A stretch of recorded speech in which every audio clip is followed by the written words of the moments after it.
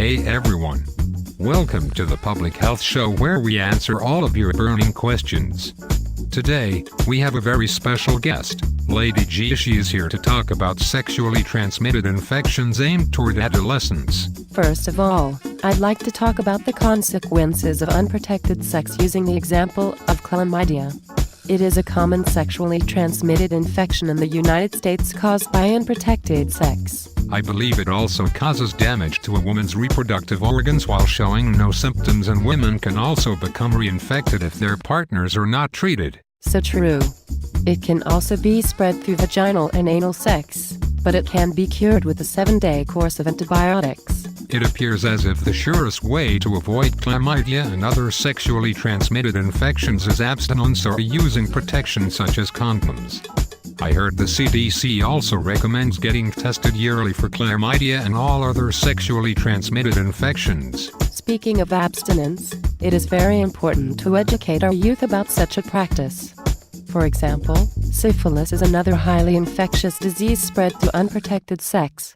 It can appear as sores on the mouth, genitalia, and anus. What happens to those who do not seek treatment? If syphilis is not treated initially, it may occur on other parts of the body and become secondary syphilis or latent syphilis that can reappear at a later time with more complications such as damage to the internal organs, nerves, and other places in the body. I imagine it would result in neurological damage and cause great difficulty. It sounds very serious. Yes. That's why the surest way to avoid syphilis and other sexually transmitted infections is through abstinence.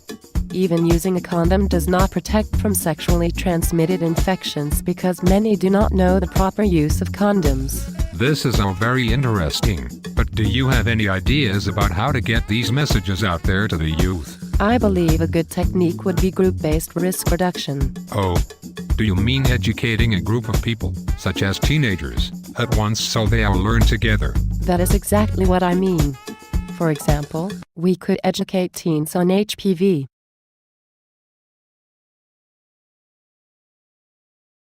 I have heard about HPV. Does it cause genital warts and also cause warts in the mouth and throat? Exactly. It is mostly spread through genital contact such as with vaginal and anal sex, but can also be spread through oral sex or just genital-to-genital contact. Half of all sexually active adults get HPV at some point in their lives. I know there are also several types. I can see why this would be so important to educate teens as a group since it is spread so easily and there are many types. Yes, it is also important to educate them that even if the warts are removed, does not mean they have rid themselves of the virus. It can continue to cause cervical cancer in women and other related cancers. Wow, that is terrifying.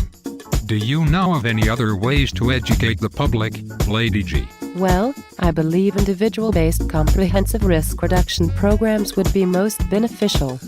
This would emphasize prevention such as using condoms or abstinence. I could use trichomoniasis as an example.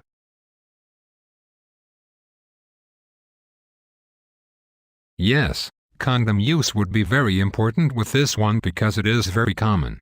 I believe it is cured with a single dose of antibiotics, but patients should avoid sexual contact for about a week. Yes, it is one of the most common, but without the proper use of condoms or protection, it is highly likely to contract it.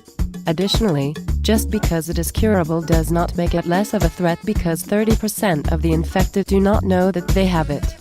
That is why it is important to educate on an individual basis on condom use and use of protection. All of these topics are very important, but what is education without general awareness? Awareness is very important and not many individuals, especially adolescents, know about sexually transmitted infections.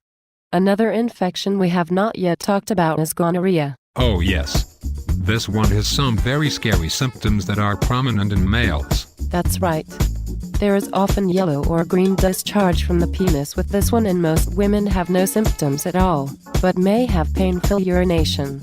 This one is important to educate about because many women are unaware of their infection because it is so asymptomatic, but highly infectious. I have heard that it can cause pelvic inflammatory disease in women and risk of ectopic pregnancy. Indeed.